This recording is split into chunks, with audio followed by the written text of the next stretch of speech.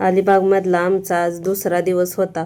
सकाळी फ्रेश झाल्यानंतर गरमागरम चहा घेतला आणि नाश्ता करून निघालो कनकेश्वरच्या दर्शनासाठी. त्याच्यासाठीच ना आम्ही ऑटो बुक केली होती. तसं तर जास्त अंतर नव्हतं म्हणूनच ना ऑटो केली होती. आणि इथं ऑटोमध्ये पण ना आमच्या लहानग्यांची एन्जॉयमेंट चालू होती. थोड्याच वेळात आम्ही पोहोचलो होतो कनकेश्वरच्या पायथ्याशी. कनकेश्वर हे महादेवाचं स्थान असून उंच डोंगरावर हे मंदिर वसलेलं आहे.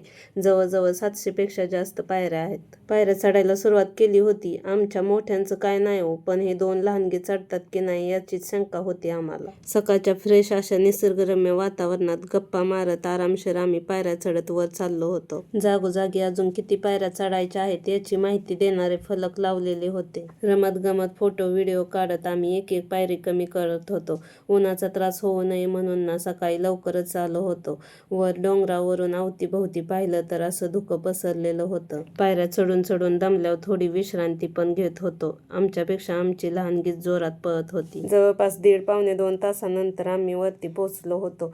सुरुवातीलाच ब्रह्मकुंड लागतं. कुंडातील पाणी अतिशय स्वच्छ तर होतंच, पण त्यात मासे देखील होते. फायनली एकदाच मंदिरात प्रवेश केला आणि गाभाऱ्यात जाऊन पिंडीचं दर्शन घेतलं आणि थोडं ध्यानस्थ पण बसलो.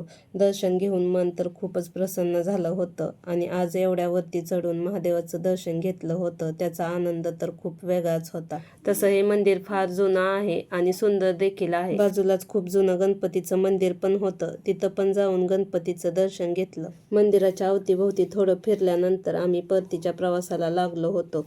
आणि ते म्हणतात ना, पायऱ्या चढताना त्रास होत नाही पण उतरताना खूप त्रास होतो.